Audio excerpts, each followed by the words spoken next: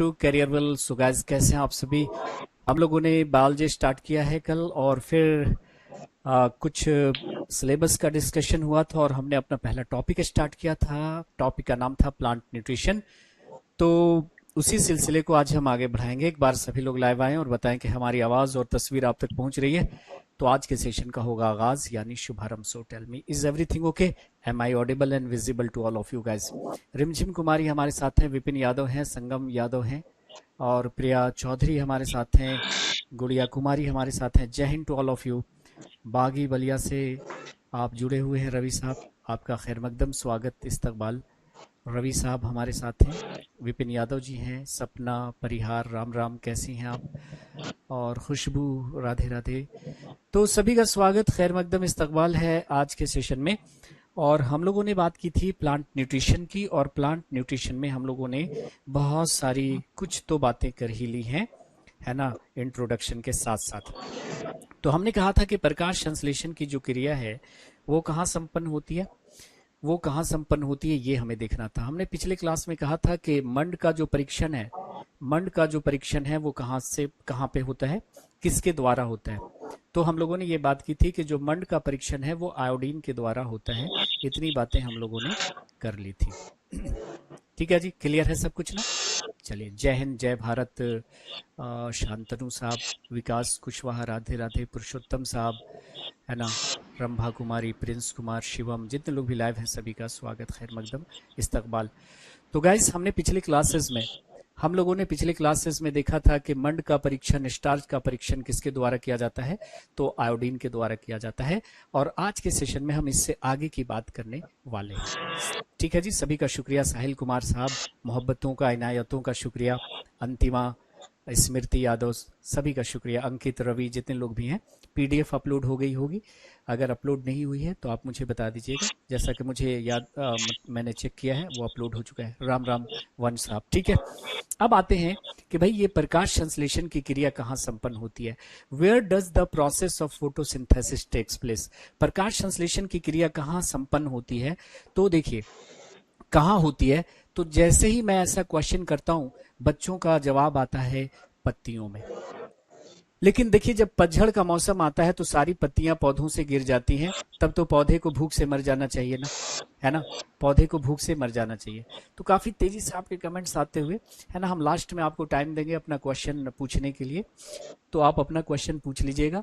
और नहीं तो फिर आप हमारे जो है इंस्टा पे भी आप पूछ सकते हैं, कोई क्वेश्चन रह गया है तो, ठीक है।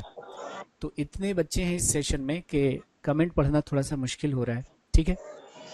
सोनू कुमार पुराने बैच हैं, स्वागत है आपका, अच्छी बात है। सीता कुमारी, राधे राधे, चलिए ठीक है।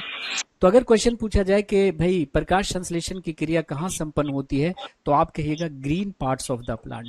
क्या कहेंगे? Green parts of the plants. Green parts of the plants, पौधे के हरे भागों में। क्या कहेंगे? पौधे के हरे भागों में।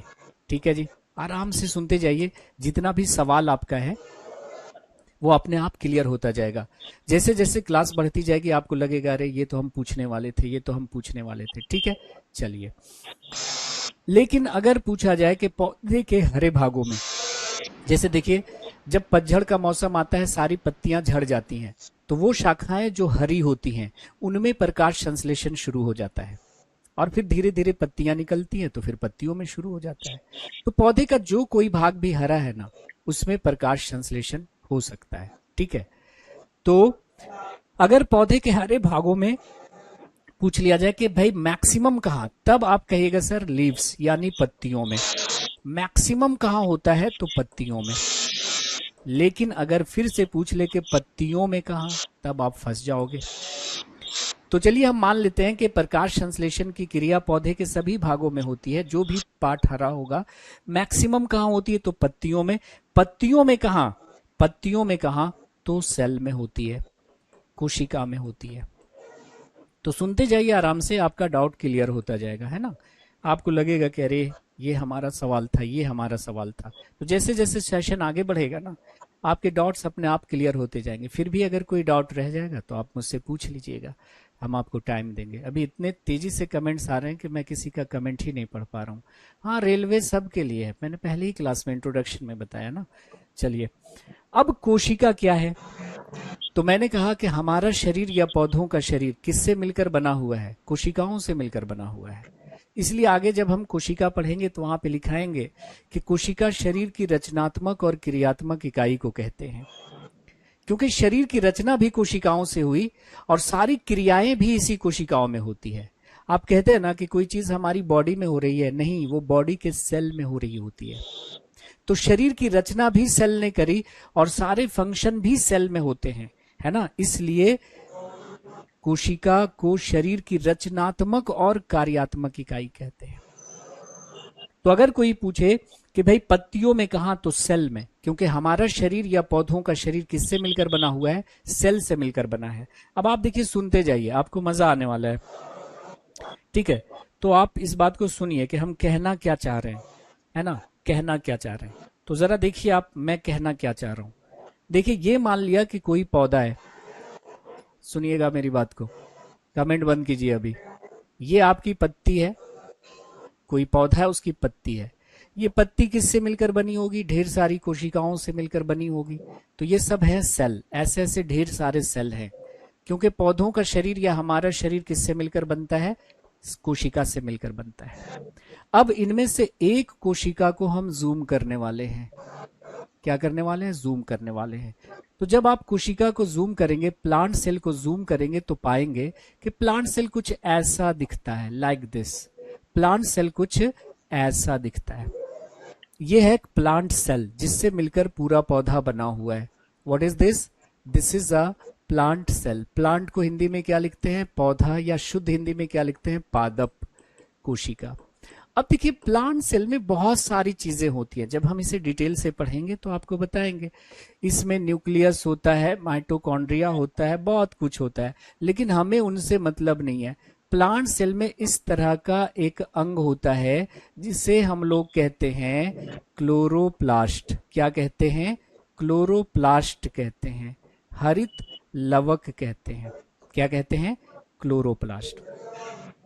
प्रकाश संश्लेषण की जो क्रिया है, अच्छा साफ, एकदम बिल्कुल साफ लिखेंगे, अब घबराइए मत।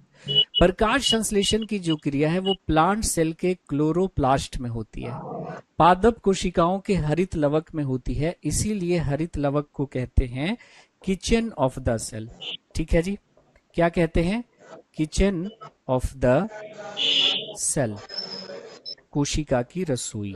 क्या कहते हैं? कोशिका की रसोई। अब साफ दिख रहा है ना? कोशिका की रसोई कहते हैं। राधे करण, दिख रहा है अब साफ? चलिए, क्लियर? थ्योरी चल रहा है ना, PYQ कहाँ चल रहा है? साथ साथ थ्योरी के साथ साथ क्वेश्चन भी चलता जाएगा हमारे क्लास में, है ना। तो थ्योरी और क्वेश्चन दोनों साथ साथ हमारा चलता जाएगा। हाँ, कोशिका की खोज रॉबर्ट हुक ने करी थी, समझ में आ रहा है?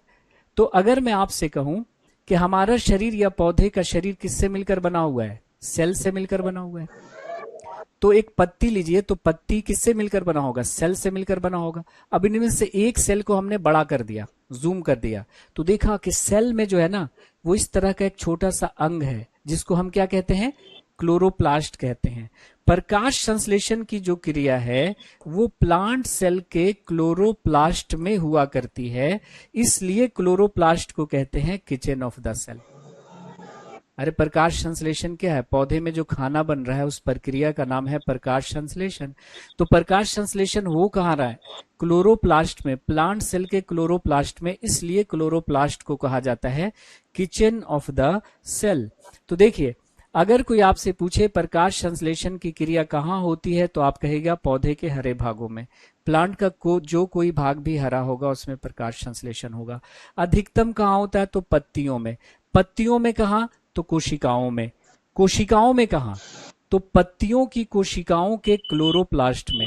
इसीलिए क्लोरोप्लास्ट को कहा जाता है किचन ऑफ द सेल। अब इसको थोड़ा लैंग्वेज में भी लिख लो आप। तो देखो, यहाँ पे हमने लिख दिया है अपने शब्दों में, बुकिश लैंग्वेज नहीं, अपने शब्दों में हमने लिख दिया है कि the process of photosynthesis takes place in chloroplast.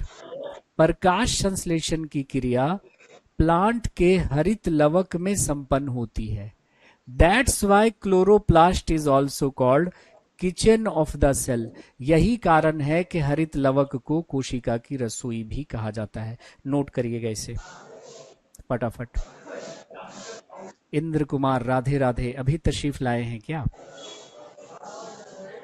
सुशील करेंगे सर नोट्स कैसे बनाएं? आपकी मर्जी पे डिपेंड करता है, साथ साथ बनाएं या इसकी जो पीएनजी मिलती है उससे बना लीजिए, या फिर ये जो लेक्चर होता है रिकॉर्डेड फॉर्म में आपके ऐप पे रहता है उसको फास्ट फॉरवर्ड करके बना लें, जैसे आप कंफर्टेबल है। ठीक है,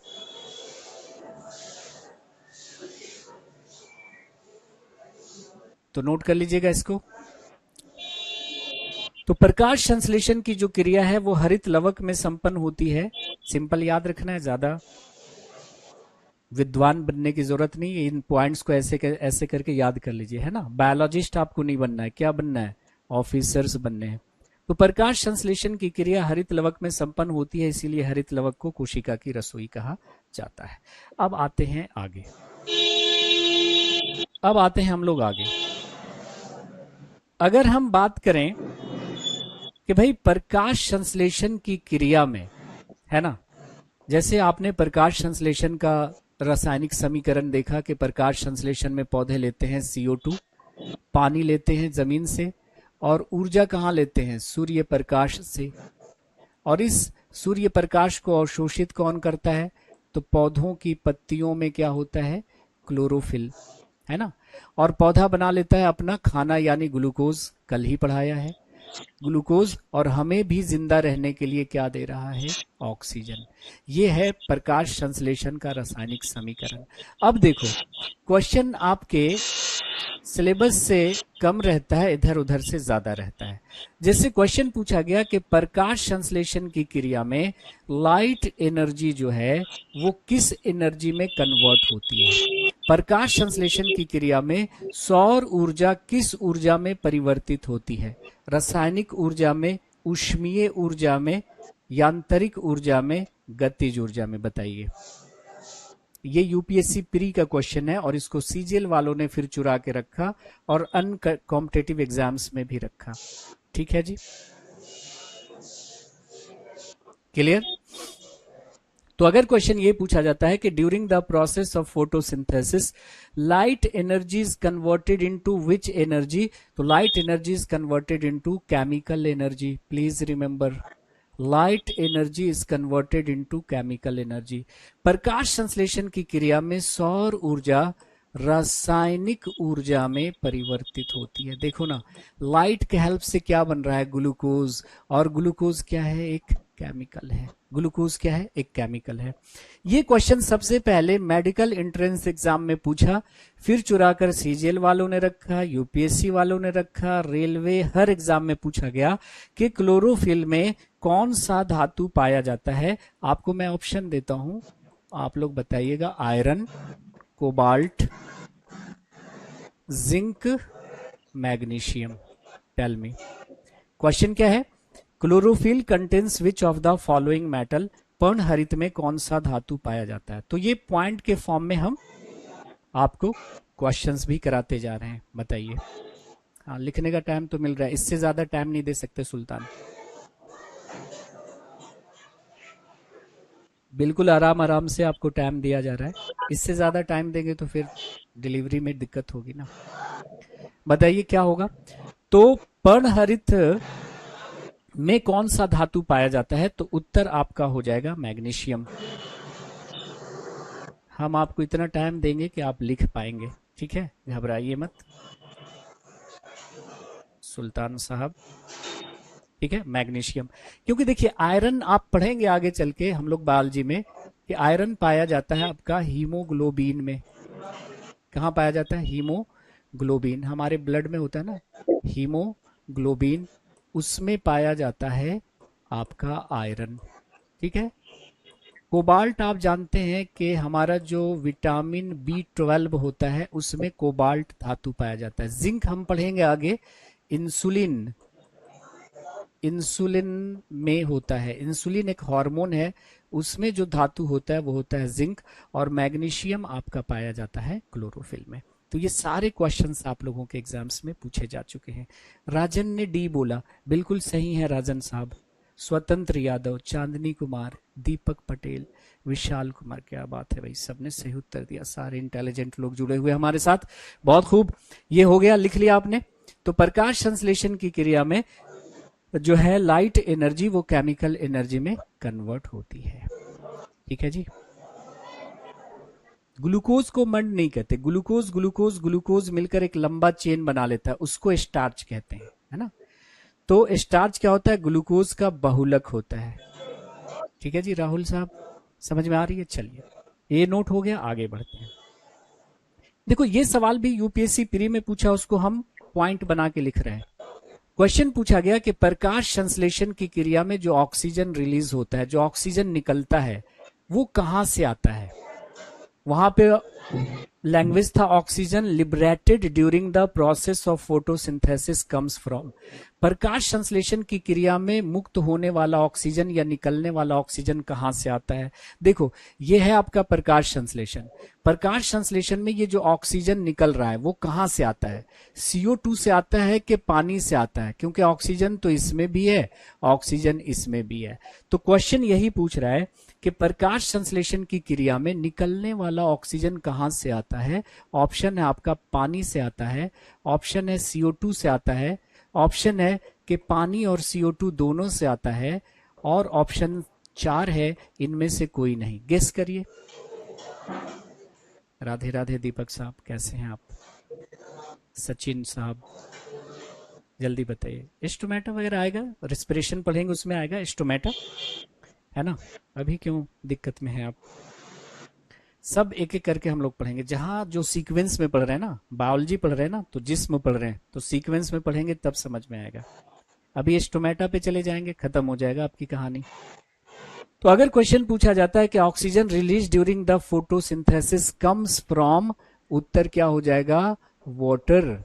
प्रकाश संश्लेषण की क्रिया में मुक्त ऑक्सीजन जल के माध्यम से आता है। कैसे आता है, जब हम प्रकाश संश्लेषण डिस्कस करेंगे वहां पे आपको दिखेगा कि ये जो ऑक्सीजन निकल रहा है ना वो जल के माध्यम से आता है। तो ये यूपीएससी प्री का सवाल है, फिर आप लोगों के एग्जाम में भी चुरा कर रखा गया है। ओके, तो अभी इस बात को रट लीजिए, आगे हम दिखाएंगे इसको। फिर क्वेश्चन एक है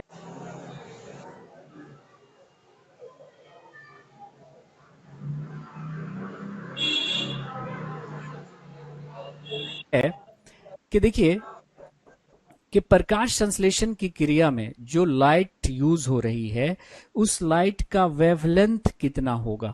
कितने वेवलेंथ की लाइट, कितने तरंग दैर्घ्य की लाइट प्रकाश संश्लेषण की क्रिया में यूज होती है। वेवलेंथ को हिंदी में क्या बोलते हैं, तरंग दैर्घ्य। तो कितने वेवलेंथ की लाइट जो है वो फोटोसिंथेसिस में यूज होती है माय डियर फ्रेंड्स। तो रटना है इसको, 400 से 700 नैनोमीटर, या एंगस्ट्रम में बात करेंगे तो 4000 से 7000 एंगस्ट्रम के वेवलेंथ की लाइट ही प्रकाश संश्लेषण में यूज होती है। अगर प्रकाश का तरंग दैर्घ्य 700 नैनोमीटर से ज्यादा है तो भी फोटोसिंथेसिस नहीं होगा, 400 नैनोमीटर से कम है तो भी प्रकाश संश्लेषण नहीं होगा। तो 400 से 700 नैनोमीटर के वेवलेंथ की लाइट ही यूज होती है किसमें, प्रकाश संश्लेषण में। और इसी को तो हम कहते हैं visible light. What is this, this is your visible light, है ना। यही है हमारा दृश्य प्रकाश, फिजिक्स में पढ़ते होंगे ना, दृश्य प्रकाश। जो प्रकाश हमें दिखाई दे रहा है उसकी वेवलेंथ कितनी होती है, 400 से 700 नैनोमीटर। तो इसी विजिबल लाइट में ही प्रकाश संश्लेषण की क्रिया होती है। ठीक है, जैसे ये लाइट हमें दिखाई दे रही है यहाँ पे, मतलब इसमें 400 से 700 नैनोमीटर है। तो क्वेश्चन कैसे होगा, याद रखना है, रटना है इसको, कि प्रकाश संश्लेषण की क्रिया में यूज होने वाला, अवशोषित होने वाला प्रकाश का जो तरंग दैर्घ्य है वो कितना है, तो 400 से 700 नैनोमीटर, है ना। तो एक सवाल यहां से और बन जाता है, पहले इसको नोट कीजिए, बताता हूं मैं, नोट करिए। हाँ, ये सब PYQs है, उसको हमने पॉइंट बना दिया है नोट्स में। बिल्कुल दिख रहा है अजीत साहब आपका कमेंट। बिहार में टीचर्स हैं B S S O S S O S S C प्रथम बैच परचेज किया है। चलिए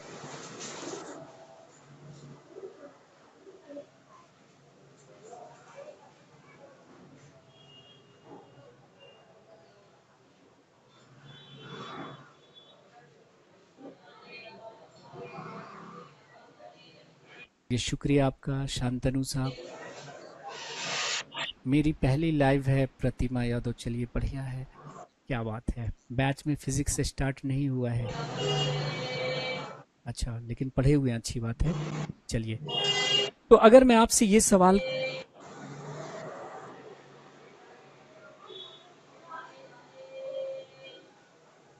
कर दूं माय डियर फ्रेंड्स कि क्या कृत्रिम प्रकाश में प्रकाश संश्लेषण की क्रिया हो सकती है, यस और नो में जवाब लिखिएगा। फिजिक्स हमारे पढ़ाएंगे हमारे बहुत ही प्रिय मित्र जनाब अंकुर वशिष्ठ साहब पढ़ाएंगे। बायोलॉजी और केमिस्ट्री आपको मैं पढ़ाऊंगा, ठीक है जी। तो देखिए, अभी कमेंट्स में थोड़ा सा दिक्कत आ रहा है कि आप लोगों के कमेंट्स इतने तेज हैं ना, क्योंकि मैं सबका रिप्लाई नहीं कर पा रहा हूँ, ठीक है। तो जो भी सवाल होगा ना, हम 5 मिनट आपको टाइम देंगे, उसमें पूछ लीजिएगा, ठीक है। ये ऐसे लिख देते हैं एंगस्ट्रम, ए के ऊपर 0 लगा देते हैं ना, तो इसको पढ़ा जाता है एंगस्ट्रम। एंगस्ट्रम पढ़ते हैं इसको, एंगस्ट्रम। एंगस्ट्रम पढ़ते हैं इसको। और एनएम का मतलब क्या है? नैनोमीटर। Nanometre, nanometre. तो क्या आप मुझे बताइए कि क्या कृत्रिम प्रकाश में प्रकाश संश्लेषण की क्रिया संभव है? तो आप कहिएगा यस, हो सकती है, यस। कृत्रिम प्रकाश में प्रकाश संश्लेषण की क्रिया संभव है। क्यों? देखिए, प्रकाश संश्लेषण के लिए क्या चाहिए? इतना वेवलेंथ चाहिए, 400 से 700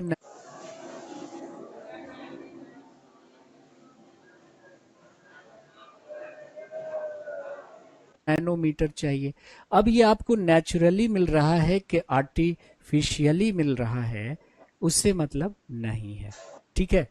तो आप कहेगा यस सर, प्रकाश संश्लेषण की क्रिया होगी, है ना, होगी, ठीक है। नाउ अब फिजिक्स में आप देखेंगे कि भाई एंगस्ट्रम क्या होता है, एंगस्ट्रम कितना होता है, 10⁻⁻10 मीटर होता है। नैनोमीटर क्या होता है, 10⁻⁹ होता है। वेवलेंथ क्या होता है ना।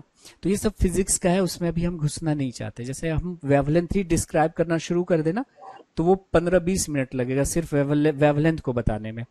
अब आ जाइए, बहुत ही प्यारा सवाल और बार बार पूछा जाने वाला सवाल, कंफ्यूज करने वाला पॉइंट याद कर लीजिएगा। जैसे मैं आपसे कहूं कि प्रकाश संश्लेषण की जो दर है वो अधिकतम किस रंग के लाइट में होती है। मैं आपसे बार बार पूछ रहा हूं, कह रहा हूं कि आपके एग्जाम का जो पैटर्न है ना, उसमें टॉपिक से क्वेश्चन कम रहते हैं, इधर उधर से ज्यादा रहते हैं। तो आप बताइए कि प्रकाश संश्लेषण की दर किस रंग के लाइट में सबसे ज्यादा होगी। तो उत्तर है व्हाइट लाइट, श्वेत प्रकाश। क्या होगी भाई साहब? श्वेत प्रकाश, क्योंकि white light is a mixture of 7 colours. श्वेत प्रकाश 7 रंगों का संगम होता है। ये ऑप्शन में नहीं है तो रेड प्लस ब्लू, लाल प्लस नीला रंग।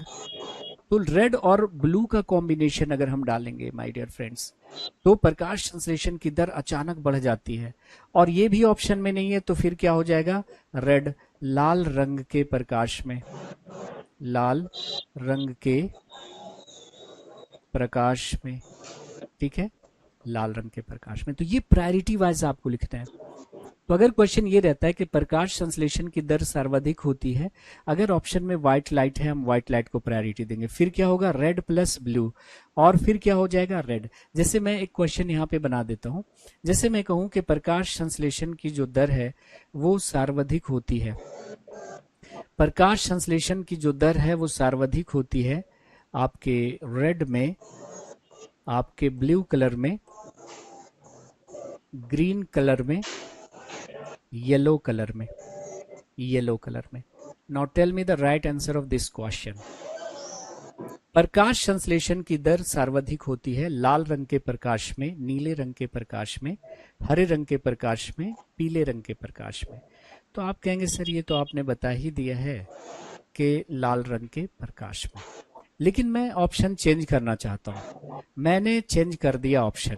ऑप्शन दे दिया मैंने रेड, ऑप्शन दे दिया मैंने व्हाइट, ऑप्शन दे दिया मैंने येलो और ऑप्शन दे दिया मैंने ग्रीन।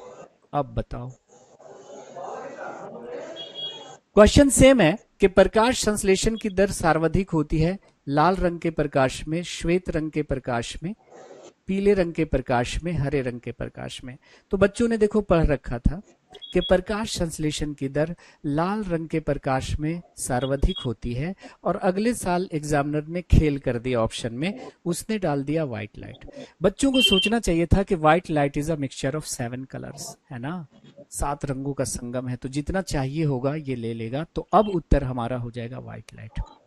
अगले पॉइंट पे आते हैं हम लोग। अगर मैं आपसे ये पूछ लूं कि प्रकाश संश्लेषण की जो दर है वो न्यूनतम किस रंग के लाइट में होगी, तो आपका हो जाएगा ग्रीन, हरे रंग के प्रकाश में, हरे रंग के प्रकाश में,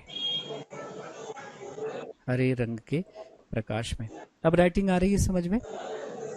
बताइए। किसी एक बच्चे को राइटिंग समझ में नहीं आ रही थी तो मैं बढ़िया लिखने की कोशिश कर रहा हूँ, है कि नहीं भाई? अपने हिसाब से तो मैं अच्छा ही लिख रहा हूँ, तो धीरे धीरे आपको समझ में आ जाएगी राइटिंग। तो ये क्वेश्चन नहीं, ये पॉइंट बना दिया मैंने ना, क्वेश्चन को पॉइंट बना दिया। जैसे क्या कृत्रिम प्रकाश में प्रकाश संश्लेषण हो सकता है, लिखेगा यस।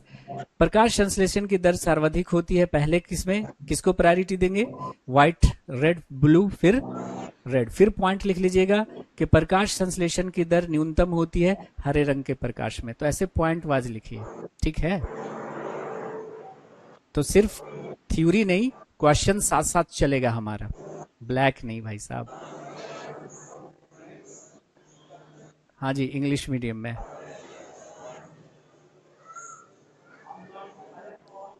हो गया तो बोलिएगा डन। आगे बढ़ें, चलो। दो चीज और, उसके बाद हम प्रकाश संश्लेषण पे वापस लौटेंगे। जैसे देखिएगा, अगर पूछा जाए कि प्रकाश संश्लेषण जो है वो सर्वाधिक किस जीव के द्वारा होता है ना, यानी maximum photosynthesis carried out by which of the following organism, किस जीव द्वारा सर्वाधिक प्रकाश संश्लेषण की क्रिया होती है? ऑप्शंस देता हूं आपको मैं, ऑप्शन दे देता हूं। प्लांट्स यानी पादप यानी पौधे, दूसरा ऑप्शन है एल्गी, देखते हैं कितने लोग इसका उत्तर कर पाते हैं, शैवाल, जैसे ऑप्शन में मैंने दे दिया ब्लू ग्रीन एल्गी, जिसके बारे में हमने पिछले क्लास में जिक्र किया था, ब्लू ग्रीन एल्गी, नील हरित शैवाल, नील हरित शैवाल, and suppose in fourth option we have bacteria, bacteria that is जीवाणु। Now tell me which one should be the right option my dear friends, कौन सा सही उत्तर होगा? क्वेश्चन समझ में आया? क्वेश्चन है कि सर्वाधिक प्रकाश संश्लेषण किस जीव द्वारा होता है? ऑप्शन है आपके पौधों के द्वारा, शैवालों के द्वारा, नील हरित शैवालों के द्वारा, बैक्टीरिया के द्वारा। देखते हैं आपके रुझान। सो सारे ऑप्शन लोग बतला रहे हैं। जैसे सीता ने बोला कि प्लांट, और साहिल अंसारी ने कहा एल्गी, यश गुप्ता साहब ने एल्गी कहा। सो बहुत तेजी से आपके कमेंट्स आते हुए, रोहित यादव ने 1 कहा। सही उत्तर मैं आपको बता ही देता हूं, सही उत्तर है आपका एल्गी। आप जानते हैं माय डियर फ्रेंड्स कि इस पृथ्वी का लगभग 70% भाग जल है, और इस जल में होते हैं एल्गी। तो मैक्सिमम फोटोसिंथेसिस जो है वो एल्गी के द्वारा होता है। जैसे आपके घर के आसपास अगर पानी है तो उस पे देखा होगा काई जैसी जो लगी होती है, ग्रीन ग्रीन ना, वो एल्गी होती है ना। आपके घर के आसपास चापाकल होता है तो वहां पे हरा हरा सा जो उगाता है ना काई जैसा, वो एल्गी है, और वो प्लांट होता है भाई साहब। अगर ऑप्शन में ये एल्गी नहीं होता तो पौधा हो जाता। और आपको पहले ही मैं बता चुका हूं कि ब्लू ग्रीन एल्गी एल्गी है ही नहीं, ये तो बैक्टीरिया है। कैसा बैक्टीरिया? जो प्रकाश संश्लेषण करता है। सही उत्तर हमारा हो गया, कौन बताइएगा, एल्गी। तो इसी क्वेश्चन को थोड़ा दूसरे अंदाज में लैंग्वेज चेंज करके पूछा कि इस पृथ्वी को सर्वाधिक ऑक्सीजन कौन देता है, मैक्सिमम ऑक्सीजन कौन दे रहा है पृथ्वी को, तो अगेन हमारा उत्तर हो जाएगा एल्गी, शैवाल। शैवाल क्या होता है, प्लांट किंगडम जब पढ़ाएंगे वहां पे बताएंगे, अभी फिलहाल हम फोकस कर रहे हैं पौधों पे। ओके, तो सबसे ज्यादा प्रकाश संश्लेषण अगर एल्गी के द्वारा हो रहा है तो इस पृथ्वी को सबसे ज्यादा ऑक्सीजन भी एल्गी ही दे रहा होगा, क्योंकि प्रकाश संश्लेषण की क्रिया में माय डियर फ्रेंड्स ऑक्सीजन निकलता है। राजन साहब ने बी कहा, वेरी गुड राजन, क्या बात है। राधे राधे नितिन साहब, ठीक है, चलो लिख लिया सबने, वेरी गुड। चलो आगे बढ़ते हैं, आते हैं हम प्रकाश संश्लेषण पे वापस लौटते हैं। तो हेडिंग डालिएगा मैकेनिज्म ऑफ फोटोसिंथेसिस, प्रकाश संश्लेषण की क्रियाविधि। क्या, प्रकाश संश्लेषण की क्रियाविधि। क्यों, प्रकाश संश्लेषण होगा तो O2 नहीं निकलेगा। राधे करण साहब, प्रकाश संश्लेषण की क्रिया में कौन सी गैस निकलती है, ऑक्सीजन। पिछले क्लास में नहीं थी। पीएनजी उसी दिन अपलोड हो जाती है, सरफराज खान साहब। ममता का उत्तर सही था, क्या बात है। प्रकाश संश्लेषण की क्रिया 2 चरणों में संपन्न होती है। पहला जो चरण है वो कहलाता है लाइट रिएक्शन, प्रकाशीय अभिक्रिया, और दूसरा जो चरण है वो कहलाता है डार्क रिएक्शन, अप्रकाशीय अभिक्रिया। अब इसी से क्वेश्चन बना दिया, देखो, और कंफ्यूज करने वाला क्वेश्चन बना दिया। अब कहिएगा सर यहां से कैसे क्वेश्चन बनेगा, देखो कैसे क्वेश्चन बनेगा। अगर हम बात करते हैं लाइट रिएक्शन की, तो लाइट रिएक्शन जो होता है वो दिन के समय होता है ना, नाम ही है लाइट रिएक्शन। और इस रिएक्शन में क्या होता है, लाइट यूज होती है, इस रिएक्शन में लाइट यूज होती है, प्रकाश जो है वो अवशोषित होती है। तो आपसे पूछा गया कि लाइट रिएक्शन दिन में होता है, तो डार्क रिएक्शन कब होगा, डार्क रिएक्शन, अप्रकाशीय अभिक्रिया कब होगी। ऑप्शंस देता हूं, दिन में होगी, रात में होगी, रात और दिन दोनों में होगी। तो सिर्फ पढ़ते नहीं जाना है, हमें ये भी देखना है कि ये जो हम पढ़ रहे हैं यहां से क्वेश्चन कैसे बनाएगा एग्जामिनर, ठीक है, तभी मजा आएगा। चौथा ऑप्शन है नन। तो अगर मैं आपसे पूछूं कि भाई लाइट रिएक्शन तो दिन में होता है, आप बताओ कि डार्क रिएक्शन कब होगा, तो ऑप्शंस आपके पास हैं, दिन के समय, रात्रि के समय, रात्रि और दिन दोनों के समय संभव है, इनमें से कोई नहीं। देखते हैं कितने लोग बताते हैं। हाँ बिल्कुल, इसका नोट्स मिलेगा विदित शर्मा, ठीक है। प्रसाद मिश्रा साहब ने नाइट बोला, राहुल ने 3 बोला, मतलब रात और दिन, तीनों ही ऑप्शन आप लोग बतला देते हो सब। तो उत्तर होगा कि ये प्रक्रिया भी दिन में ही संभव होगी, दिन में ही संपन्न होगी, सॉरी। तो ये प्रक्रिया भी दिन के समय ही होती है, लेकिन हाँ फर्क क्या है ना, किसमें लाइट यूज नहीं हो रहा है, इसमें लाइट यूज नहीं होती, इसलिए इसे डार्क रिएक्शन कहते हैं। डार्क रिएक्शन कहने का ये कतई मतलब है नहीं है कि ये रात के अंधेरे में होता है। तो दोनों प्रक्रियाएं ही दिन में ही संभव होती हैं, संपन्न होती है। इसमें लाइट डायरेक्ट यूज होता है, इसलिए इसको कहते हैं लाइट रिएक्शन। इसमें लाइट यूज नहीं होता, इसलिए इसे डार्क रिएक्शन कह रहे हैं। और आगे जब हम लाइट रिएक्शन और डार्क रिएक्शन को अभी हम थोड़ी देर में आपको बताएंगे, तो देखेंगे कि जब तक लाइट रिएक्शन नहीं होगा ना, तब तक डार्क रिएक्शन संभव नहीं है, क्योंकि लाइट रिएक्शन का प्रोडक्ट डार्क रिएक्शन में यूज होता है। अब इस लाइट रिएक्शन में और डार्क रिएक्शन में हो क्या रहा है, एक बार मैं समझाता हूं, फिर हम उनको डिटेल में लिख लेंगे। अब यहां से अभी तक जो भी आप पढ़ रहे थे ना, वो कॉन्सेप्ट वाली चीज नहीं थी, वो सब याद करने वाली चीज थी। अब यहां से कॉन्सेप्ट वाला चीज है, क्योंकि हम 11th क्लास के एनसीईआरटी पे चल रहे हैं अब, ठीक है। तो अब यहां से थोड़ा समझिएगा, ध्यान रखिएगा। अगर आप घर में क्लास ले रहे हैं तो इधर उधर ध्यान मत भटकाइएगा, तभी समझ में आएगा। देखो, प्रकाश संश्लेषण की क्रिया में हो क्या रहा था माय डियर फ्रेंड्स। तो आपने कहा कि प्रकाश संश्लेषण की क्रिया में क्या हो रहा था, CO2 लिया जा रहा था। क्या हो रहा था, CO2 लिया जा रहा था एटमॉस्फेयर से, पानी लिया जा रहा था मिट्टी से जड़ों के द्वारा, और एनर्जी ली जा रही थी कहां से, ऊर्जा ली जा रही थी सूर्य के प्रकाश से, सनलाइट से। ठीक है, एनर्जी ली जा रही थी सनलाइट से, ध्यान से सुनिएगा तो मजा आएगा। एनर्जी ली जा रही थी सनलाइट से, और इस सनलाइट को अवशोषित कर रहा था कौन? तो आपने कहा सर पत्तियों में मौजूद क्लोरोफिल, पर्णहरित, पत्तियों में मौजूद पर्णहरित। ठीक है, लाइट एनर्जी को एब्जॉर्ब कर रहा था। ठीक, अब देखिए क्लोरोफिल का काम क्या है कि लाइट को अवशोषित करना, प्रकाश को अवशोषित करना, और इस प्रकाश ऊर्जा को रासायनिक ऊर्जा में परिवर्तित करना। This is the function of chlorophyll.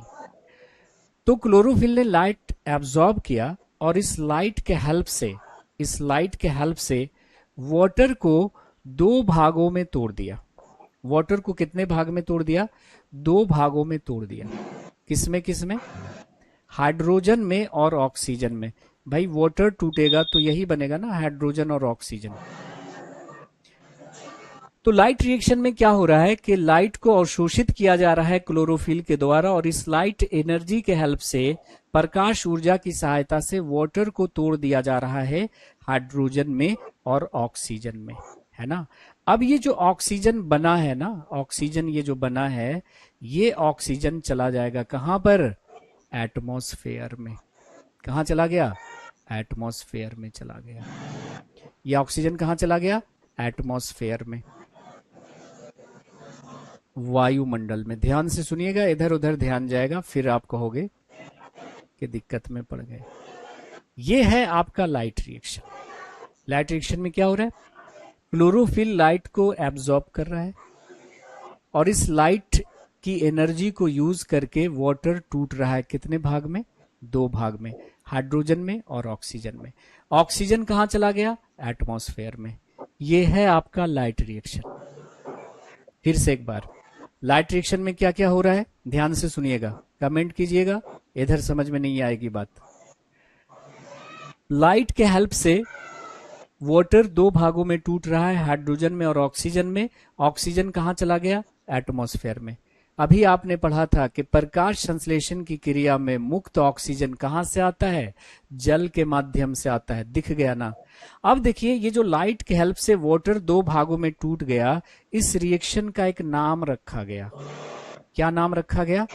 इस रिएक्शन का नाम रखा गया स्प्लिटिंग ऑफ वाटर या फोटोलाइसिस ऑफ वाटर। इस रिएक्शन को क्या कहा गया? फोटोलाइसिस ऑफ वाटर, या इसको हम कहेंगे splitting of water. Splitting of water, जल का प्रकाश विच्छेदन, जल का प्रकाश विच्छेदन या जल का अपघटन। ऐसा नाम क्यों? देखिए, फोटो मतलब क्या होता है? लाइट, और लाइसिस मतलब क्या होता है? टूटना। ऑफ वाटर, वाटर का टूटना। किसके हेल्प से? लाइट के हेल्प से। जल का प्रकाश विच्छेदन या जल का अपघटन कहलाता है। यही है आपका लाइट रिएक्शन। ठीक है, तो एक बार फिर से आप समझिए कि लाइट रिएक्शन में हो क्या रहा है। तो क्लोरोफिल लाइट को एब्जॉर्ब कर रहा है, और इस लाइट के हेल्प से वाटर दो भागों में टूट रहा है, हाइड्रोजन में और ऑक्सीजन में। ऑक्सीजन कहां चला गया? एटमॉस्फेयर में। This is your light reaction, है ना। अब इस लाइट रिएक्शन के दौरान हाइड्रोजन और ऑक्सीजन प्रोड्यूस हो रहा है, और वाटर टूटकर हाइड्रोजन ऑक्सीजन बना रहा है। इस रिएक्शन को क्या नाम दिया गया? Photolysis of water. फोटो मतलब लाइट, लाइसिस मतलब टूटना, ऑफ वाटर, वाटर का लाइट के हेल्प से टूटना, या स्प्लिटिंग ऑफ वाटर, स्प्लिट होना, टूटना। विच्छेदन, जल का प्रकाश विच्छेदन या जल का अपघटन। क्या कहलाएगा? जल का अपघटन। अब देखिए डार्क रिएक्शन में क्या होगा। पहले दोनों को एक साथ देख लीजिए, फिर पॉइंट वाइज हम लिख लेंगे। डार्क रिएक्शन में क्या होगा कि देखो, लाइट रिएक्शन के दौरान ये जो हाइड्रोजन बना है, लाइट रिएक्शन के दौरान ये जो हाइड्रोजन बना है ये किसके साथ कंबाइन कर जाएगा? ये कंबाइन कर जाएगा आपका CO2 के साथ। किससे कंबाइन करेगा? CO2 के साथ। हाइड्रोजन CO2 के साथ कंबाइन करके क्या बना लेगा? ग्लूकोज, यानी C6H12O6। देखो बन गया ना ग्लूकोज। ये है आपका क्या? Dark reaction. What is this? This is your dark reaction.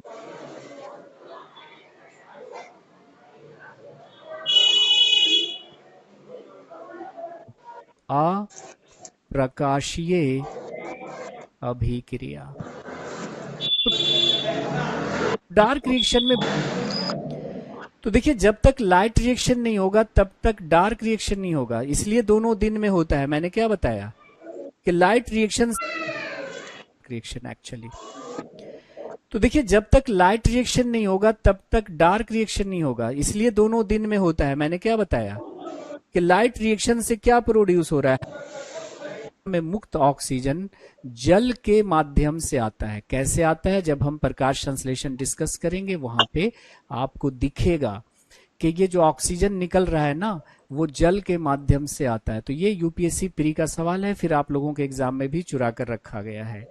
Okay, तो अभी इस बात को रट लीजिए, आगे हम दिखाएंगे इसको। फिर क्वेश्चन एक है कि देखिए कि प्रकाश संश्लेषण की क्रिया में जो लाइट यूज हो रही है उस लाइट का वेवलेंथ कितना होगा? कितने वेवलेंथ की लाइट, कितने तरंग दैर्घ्य की लाइट प्रकाश संश्लेषण की क्रिया में यूज होती है? वेवलेंथ को हिंदी में क्या बोलते हैं? तरंग दैर्घ्य। तो कितने वेवलेंथ की लाइट जो है वो फोटोसिंथेसिस में यूज होती है माय डियर फ्रेंड्स? तो रटना है इसको। 400 से 700 नैनोमीटर, या एंगस्ट्रम में बात करेंगे तो 4000 से 7000 एंगस्ट्रम के वेवलेंथ की लाइट ही प्रकाश संश्लेषण में यूज होती है। अगर प्रकाश का तरंग दैर्घ्य 700 नैनोमीटर से ज्यादा है तो भी फोटोसिंथेसिस नहीं होगा, 400 नैनोमीटर से कम है तो भी प्रकाश संश्लेषण नहीं होगा। तो 400 से 700 नैनोमीटर के वेवलेंथ की लाइट ही यूज होती है किसमें? प्रकाश संश्लेषण में। और इसी को तो हम कहते हैं visible light. What is this? This is your visible light, है ना। यही है हमारा दृश्य प्रकाश। फिजिक्स में पढ़ते होंगे ना, दृश्य प्रकाश। जो प्रकाश हमें दिखाई दे रहा है उसकी वेवलेंथ कितनी होती है? 400 से 700 नैनोमीटर। तो इसी विजिबल लाइट में ही प्रकाश संश्लेषण की क्रिया होती है। ठीक है, जैसे ये लाइट हमें दिखाई दे रही है यहाँ पे, मतलब इसमें 400 से 700 नैनोमीटर है। तो क्वेश्चन कैसे होगा? याद रखना है, रटना है इसको, कि प्रकाश संश्लेषण की क्रिया में यूज होने वाला, अवशोषित होने वाला प्रकाश का जो तरंग दैर्घ्य है वो कितना है? तो 400 से 700 नैनोमीटर, है ना। तो एक सवाल यहां से और बन जाता है, पहले इसको नोट कीजिए, बताता हूं मैं, नोट करिए।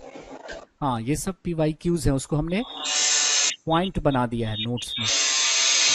बिल्कुल दिख रहा है अजीत साहब आपका कमेंट। बिहार में टीचर्स हैं BSSO SSO SSC प्रथम बैच परचेज किया है। चलिए शुक्रिया आपका शांतनु साहब।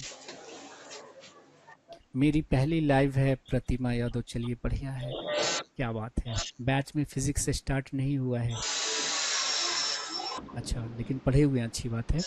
चलिए, तो अगर मैं आपसे ये सवाल कर दूं माय डियर फ्रेंड्स कि क्या कृत्रिम प्रकाश में प्रकाश संश्लेषण की क्रिया हो सकती है? यस और नो में जवाब लिखिएगा। फिजिक्स हमारे पढ़ाएंगे हमारे बहुत ही प्रिय मित्र जनाब अंकुर वशिष्ठ साहब पढ़ाएंगे। बायोलॉजी और केमिस्ट्री आपको मैं पढ़ाऊंगा, ठीक है जी। तो देखिए अभी कमेंट्स में थोड़ा सा दिक्कत आ रहा है कि आप लोगों के कमेंट्स इतने तेज हैं ना, क्योंकि मैं सबका रिप्लाई नहीं कर पा रहा हूँ, ठीक है। तो जो भी सवाल होगा ना, हम 5 मिनट आपको टाइम देंगे, उसमें पूछ लीजिएगा, ठीक है। ये ऐसे लिख देते हैं एंगस्ट्रम, ए के ऊपर 0 लगा देते हैं ना, तो इसको पढ़ा जाता है एंगस्ट्रम। एंगस्ट्रम पढ़ते हैं इसको, एंगस्ट्रम। एंगस्ट्रम पढ़ते हैं इसको। और एनएम का मतलब क्या है? नैनोमीटर। नैनोमीटर। नैनोमीटर। तो क्या आप मुझे बताइए कि क्या कृत्रिम प्रकाश में प्रकाश संश्लेषण की क्रिया संभव है? तो आप कहिएगा यस, हो सकती है। यस, कृत्रिम प्रकाश में प्रकाश संश्लेषण की क्रिया संभव है। क्यों? देखिए, प्रकाश संश्लेषण के लिए क्या चाहिए? इतना वेवलेंथ चाहिए, 400 से 700 नैनोमीटर चाहिए। अब ये आपको नेचुरली मिल रहा है कि आर्टिफिशियली मिल रहा है, उससे मतलब नहीं है। ठीक है, तो आप कहेगा यस सर, प्रकाश संश्लेषण की क्रिया होगी, है ना, होगी। ठीक है। नाउ अब फिजिक्स में आप देखेंगे कि भाई एंगस्ट्रम क्या होता है, एंगस्ट्रम कितना होता है, 10⁻⁻10 मीटर होता है। नैनोमीटर क्या होता है, 10⁻⁹ होता है। वेवलेंथ क्या होता है ना। तो ये सब फिजिक्स का है, उसमें अभी हम घुसना नहीं चाहते। जैसे हम वेवलेंथ ही डिस्क्राइब करना शुरू कर देना तो वो 15-20 मिनट लगेगा सिर्फ वेवलेंथ को बताने में। अब आ जाइए, बहुत ही प्यारा सवाल और बार बार पूछा जाने वाला सवाल, कंफ्यूज करने वाला पॉइंट याद कर लीजिएगा। जैसे मैं आपसे कहूं कि प्रकाश संश्लेषण की जो दर है वो अधिकतम किस रंग के लाइट में होती है। मैं आपसे बार बार पूछ रहा हूं, कह रहा हूं कि आपके एग्जाम का जो पैटर्न है ना, उसमें टॉपिक से क्वेश्चन कम रहते हैं, इधर उधर से ज्यादा रहते हैं। तो आप बताइए कि प्रकाश संश्लेषण की दर किस रंग के लाइट में सबसे ज्यादा होगी। तो उत्तर है व्हाइट लाइट, श्वेत प्रकाश। क्या होगी भाई साहब? श्वेत प्रकाश, क्योंकि white light is a mixture of 7 colours. श्वेत प्रकाश 7 रंगों का संगम होता है। ये ऑप्शन में नहीं है तो रेड प्लस ब्लू, लाल प्लस नीला रंग। तो रेड और ब्लू का कॉम्बिनेशन अगर हम डालेंगे माय डियर फ्रेंड्स, तो प्रकाश संश्लेषण की दर अचानक बढ़ जाती है। और ये भी ऑप्शन में नहीं है तो फिर क्या हो जाएगा? रेड, लाल रंग के प्रकाश में, लाल रंग के प्रकाश में, ठीक है, लाल रंग के प्रकाश में। तो ये प्रायोरिटी वाइज आपको लिखना है। तो अगर क्वेश्चन ये रहता है कि प्रकाश संश्लेषण की दर सर्वाधिक होती है, अगर ऑप्शन में व्हाइट लाइट है, हम व्हाइट लाइट को प्रायोरिटी देंगे। फिर क्या होगा? रेड प्लस ब्लू, और फिर क्या हो जाएगा? रेड। जैसे मैं एक क्वेश्चन यहाँ पे बना देता हूँ।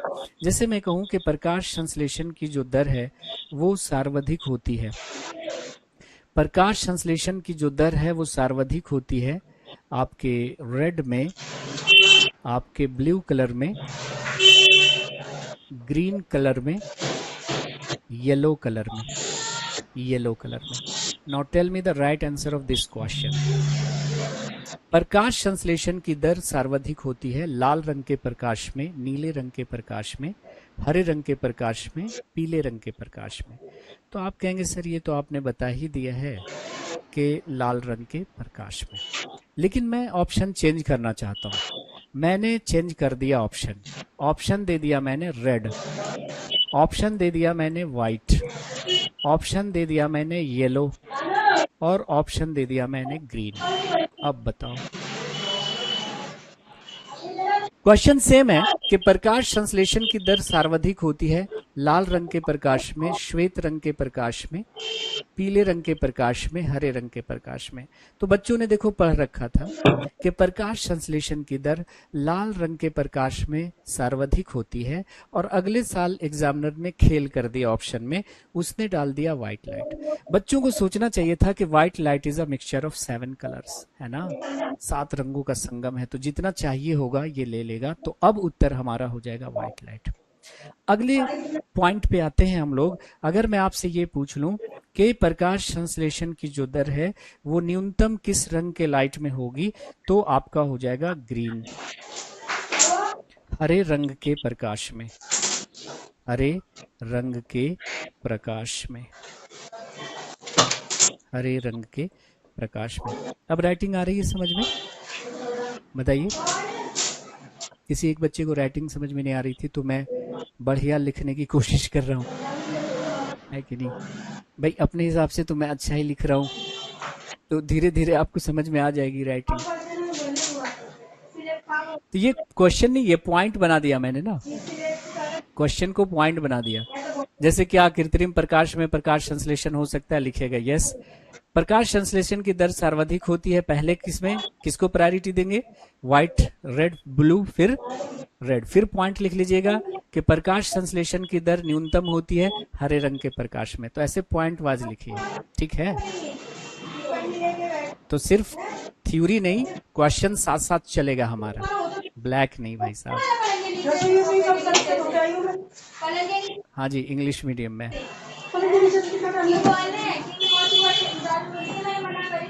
हो गया तो बोलिएगा डन। आगे बढ़ें, चलो दो चीज और, उसके बाद हम प्रकाश संश्लेषण पे वापस लौटेंगे। जैसे देखिएगा, अगर पूछा जाए कि प्रकाश संश्लेषण जो है वो सर्वाधिक किस जीव के द्वारा होता है ना, यानी maximum photosynthesis carried out by which of the following organism, किस जीव द्वारा सर्वाधिक प्रकाश संश्लेषण की क्रिया होती है। ऑप्शंस देता हूं आपको, मैं ऑप्शन दे देता हूं। प्लांट्स यानी पादप यानी पौधे, दूसरा ऑप्शन है एल्गी, देखते हैं कितने लोग इसका उत्तर कर पाते हैं, शैवाल, जैसे ऑप्शन में मैंने दे दिया ब्लू ग्रीन एल्गी, जिसके बारे में हमने पिछले क्लास में जिक्र किया था। ब्लू ग्रीन एल्गी, नील हरित शैवाल, नील हरित शैवाल, and suppose in fourth option we have bacteria that is जीवाणु। now tell me which one should be the right option my dear friends, कौन सा सही उत्तर होगा। क्वेश्चन समझ में आया। क्वेश्चन है कि सर्वाधिक प्रकाश संश्लेषण किस जीव द्वारा होता है। ऑप्शन है आपके पौधों के द्वारा, शैवालों के द्वारा, नील हरित शैवालों के द्वारा, बैक्टीरिया के द्वारा। देखते हैं आपके रुझान।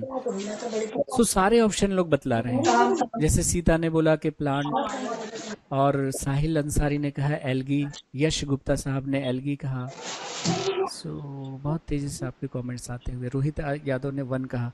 सही उत्तर मैं आपको बता ही देता हूँ, सही उत्तर है आपका एल्गी। आप जानते हैं माय डियर फ्रेंड्स कि इस पृथ्वी का लगभग 70% भाग जल है और इस जल में होते हैं एल्गी। तो मैक्सिमम फोटोसिंथेसिस जो है वो एल्गी के द्वारा होता है। जैसे आपके घर के आसपास अगर पानी है तो उस पे देखा होगा काई जैसी जो लगी होती है, ग्रीन ग्रीन ना, वो एल्गी होती है ना। आपके घर के आसपास चापाकल होता है तो वहां पे हरा हरा सा जो उगाता है ना काई जैसा, वो एल्गी है और वो प्लांट होता है भाई साहब। अगर ऑप्शन में ये एल्गी नहीं होता तो पौधा हो जाता। और आपको पहले ही मैं बता चुका हूं कि ब्लू ग्रीन एल्गी एल्गी है ही नहीं, ये तो बैक्टीरिया है। कैसा बैक्टीरिया, जो प्रकाश संश्लेषण करता है। सो सही उत्तर हमारा हो गया, कौन बताइएगा, एल्गी। तो इसी क्वेश्चन को थोड़ा दूसरे अंदाज में लैंग्वेज चेंज करके पूछा कि इस पृथ्वी को सर्वाधिक ऑक्सीजन कौन देता है, मैक्सिमम ऑक्सीजन कौन दे रहा है पृथ्वी को। तो अगेन हमारा उत्तर हो जाएगा एल्गी, शैवाल। शैवाल क्या होता है, प्लांट किंगडम जब पढ़ाएंगे वहां पे बताएंगे, अभी फिलहाल हम फोकस कर रहे हैं पौधों पे। ओके, तो सबसे ज्यादा प्रकाश संश्लेषण अगर एल्गी के द्वारा हो रहा है तो इस पृथ्वी को सबसे ज्यादा ऑक्सीजन भी एल्गी ही दे रहा होगा, क्योंकि प्रकाश संश्लेषण की क्रिया में माय डियर फ्रेंड्स ऑक्सीजन निकलता है। राजन साहब ने बी कहा, वेरी गुड राजन, क्या बात है। राधे राधे नितिन साहब, ठीक है, चलो लिख लिया सबने, वेरी गुड। चलो आगे बढ़ते हैं, आते हैं हम प्रकाश संश्लेषण पे वापस लौटते हैं। तो हेडिंग डालिएगा मैकेनिज्म ऑफ फोटोसिंथेसिस, प्रकाश संश्लेषण की क्रियाविधि। क्या, प्रकाश संश्लेषण की क्रियाविधि। क्यों, प्रकाश संश्लेषण होगा तो O2 नहीं निकलेगा। राधे करण साहब, प्रकाश संश्लेषण की क्रिया में कौन सी गैस निकलती है, ऑक्सीजन। पिछले क्लास में नहीं थे। पीएनजी उसी दिन अपलोड हो जाती है, सरफराज खान साहब। ममता का उत्तर सही था, क्या बात है। प्रकाश संश्लेषण की क्रिया 2 चरणों में संपन्न होती है।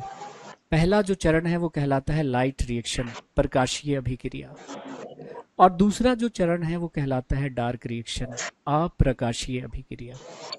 अब इसी से क्वेश्चन बना दिया, देखो, और कंफ्यूज करने वाला क्वेश्चन बना दिया। अब कहिएगा सर यहां से कैसे क्वेश्चन बनेगा, देखो कैसे क्वेश्चन बनेगा। अगर हम बात करते हैं लाइट रिएक्शन की, तो लाइट रिएक्शन जो होता है वो दिन के समय होता है ना, नाम ही है लाइट रिएक्शन। और इस रिएक्शन में क्या होता है, लाइट यूज होती है। इस रिएक्शन में लाइट यूज होती है, प्रकाश जो है वो अवशोषित होती है। तो आपसे पूछा गया कि लाइट रिएक्शन दिन में होता है, तो डार्क रिएक्शन कब होगा? डार्क रिएक्शन, अप्रकाशीय अभिक्रिया कब होगी? ऑप्शंस देता हूं, दिन में होगी, रात में होगी, क्या चीज है? मौसी पिला देगी रात ना, और तू मर दिन रहा दोनों में है? होगी। मौसी आएगी पिला देगी ना भी। तो सिर्फ मम्मा पढ़ते पिला नहीं देगी जाना है, तेरी। हमें ये भी देखना है कि ये जो हम पढ़ रहे हैं यहाँ से क्वेश्चन कैसे बनाएगा एग्जामिनर, ठीक है, तभी मजा आएगा। चौथा ऑप्शन है नन। तो अगर मैं आपसे पूछूं तेरा तू बड़ा हो गया। कि भाई लाइट रिएक्शन तो दिन में होता है, आप बताओ कि डार्क रिएक्शन कब होगा? तो ऑप्शंस आपके पास हैं, दिन के समय, रात्रि के समय, रात्रि और दिन दोनों के समय संभव है, इनमें से कोई नहीं। देखते हैं कितने लोग बताते हैं। हाँ बिल्कुल, इसका नोट्स मिलेगा विदित शर्मा, खड़ा हो। ठीक है। कहाँ आ रही है तेरे? यहाँ पे आ रही है। प्रसाद मिश्रा साहब ने नाइट बोला, राहुल ने 3 बोला, मतलब रात और दिन, तीनों ही ऑप्शन आप लोग बतला देते हो जब। ये वाली टी शर्ट तो उत्तर होगा कि ये प्रक्रिया भी दिन में ही संभव होगी, दिन में ही संपन्न होगी, सॉरी। तो ये प्रक्रिया भी दिन के समय ही होती है। अच्छी लग रही है। लेकिन हाँ, फर्क क्या है ना, किसमें लाइट यूज नहीं हो रहा है, इसमें लाइट यूज नहीं होती, इसलिए इसे डार्क रिएक्शन कहते हैं। डार्क रिएक्शन कहने का ये कतई मतलब है नहीं है कि ये रात के अंधेरे में होता है। तो दोनों प्रक्रियाएं ही दिन में ही संभव होती हैं, संपन्न होती है। इसमें लाइट डायरेक्ट यूज होता है, इसलिए इसको कहते हैं लाइट रिएक्शन। इसमें लाइट यूज नहीं होता, इसलिए इसे डार्क रिएक्शन कह रहे हैं। और आगे जब हम लाइट रिएक्शन और डार्क रिएक्शन को अभी हम थोड़ी देर में आपको बताएंगे, तो देखेंगे कि जब तक लाइट रिएक्शन नहीं होगा ना, तब तक डार्क रिएक्शन संभव नहीं है, क्योंकि लाइट रिएक्शन का प्रोडक्ट डार्क रिएक्शन में यूज होता है। अब इस लाइट रिएक्शन में और डार्क रिएक्शन में हो क्या रहा है, एक बार मैं समझाता हूं, फिर हम उनको डिटेल में लिख लेंगे। अब यहां से अभी तक जो भी आप पढ़ रहे थे ना, वो कॉन्सेप्ट वाली चीज नहीं थी, वो सब याद करने वाली चीज थी। अब यहां से कॉन्सेप्ट वाला चीज है, क्योंकि हम 11th क्लास के एनसीईआरटी पे चल रहे हैं अब, ठीक है। तो अब यहां से थोड़ा समझिएगा, ध्यान रखिएगा। अगर आप घर में क्लास ले रहे हैं तो इधर उधर ध्यान मत भटकाइएगा, तभी समझ में आएगा। देखो, प्रकाश संश्लेषण की क्रिया में हो क्या रहा था माय डियर फ्रेंड्स? तो आपने कहा कि प्रकाश संश्लेषण की क्रिया में क्या हो रहा था, CO2 लिया जा रहा था। क्या हो रहा था?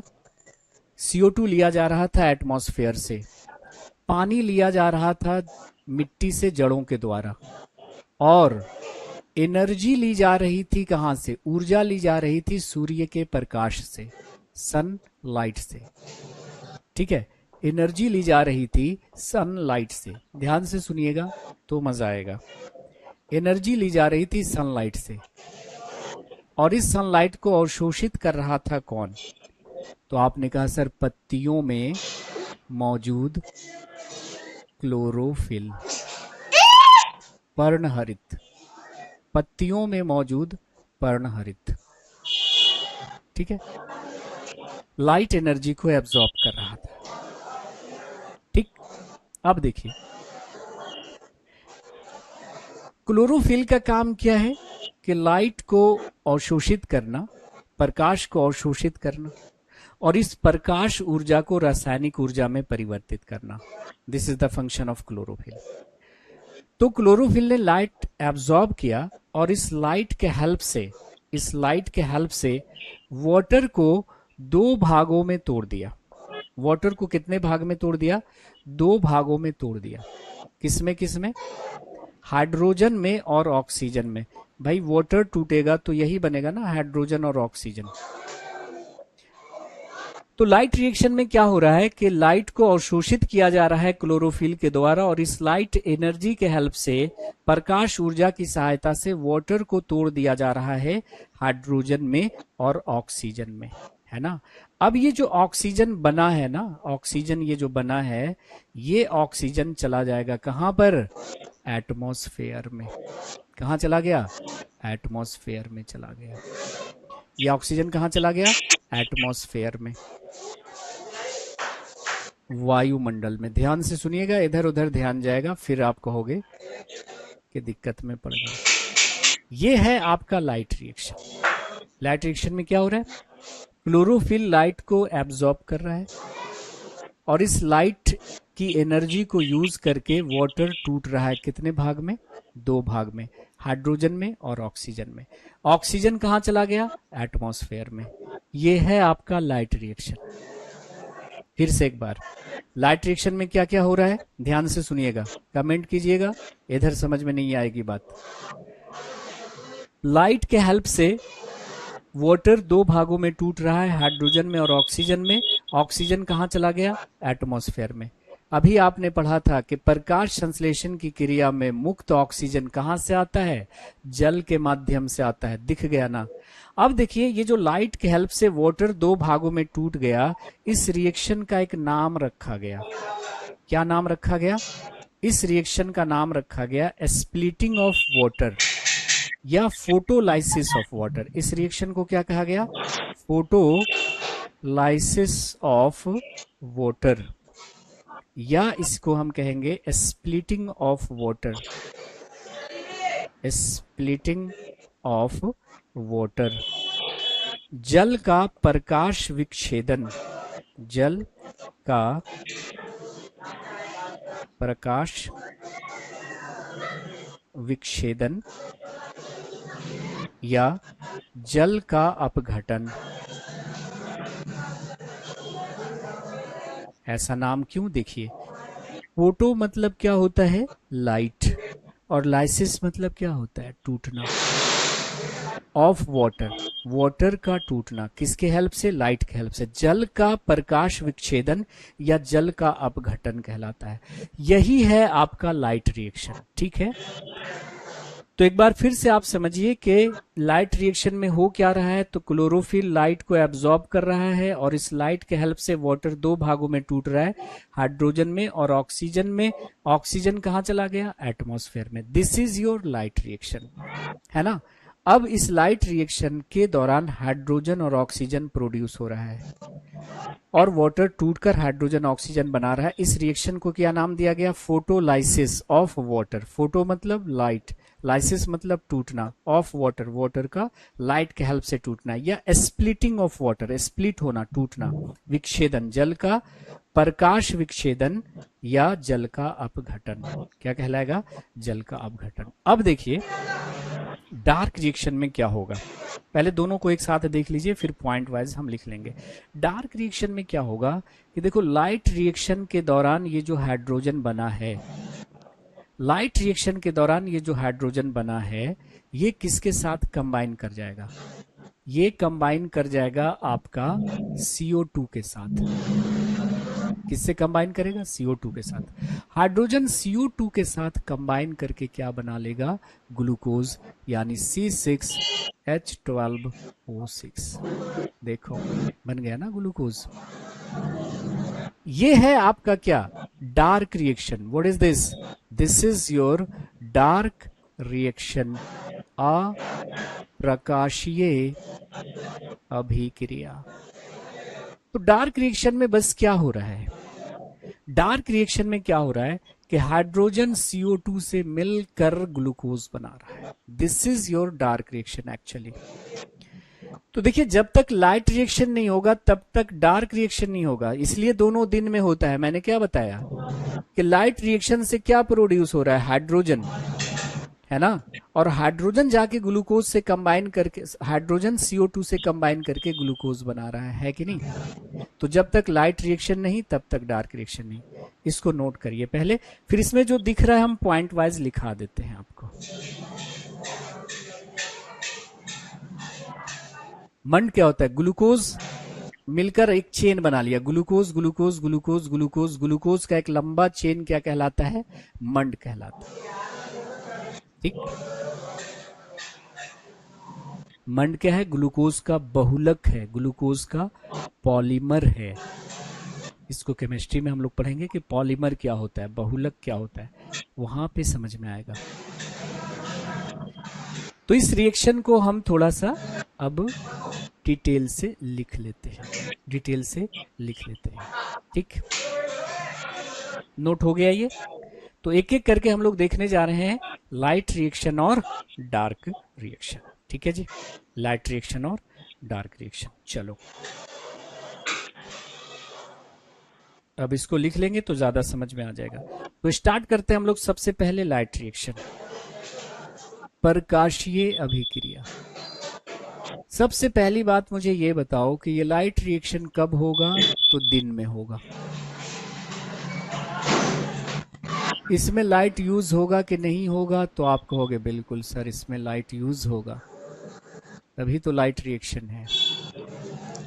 इसे और किस नाम से जाना जाता है? तो लाइट रिएक्शन को हिल रिएक्शन भी कहते हैं, हिल अभिक्रिया भी कहते हैं। क्यों? क्योंकि दुनिया के सामने पहली बार इसे हिल ने एक्सप्लेन किया था। जैसे मैंने अभी आपके सामने बताया ना कि लाइट रिएक्शन में ये हो रहा है, डार्क रिएक्शन में ये हो रहा है, ऐसा हो रहा है। दुनिया को पहली बार जो बताने वाले थे लाइट और डार्क रिएक्शन के बारे में वो थे हिल साहब। इसलिए light reaction is also known as what? Hill reaction. इसे हिल अभिक्रिया भी कहते हैं। नाउ तो इसे दिन के समय होता है और इसमें लाइट की क्या होती है? जरूरत होती है। ये कहाँ होगा? तो आप कहेगा सर ये कैसा सवाल आपने पूछ लिया, ये क्लोरोप्लास्ट में होगा, क्योंकि प्रकाश संश्लेषण का एक चरण है ना। तो प्रकाश संश्लेषण कहाँ होता है? क्लोरोप्लास्ट में।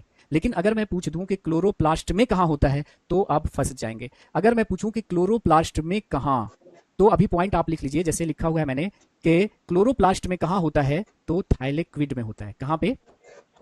थाइलेक्विड में होता है या ग्रैनम में होता है? कहाँ होता है? थाइलेक्विड में होगा या ग्रैनम में होगा।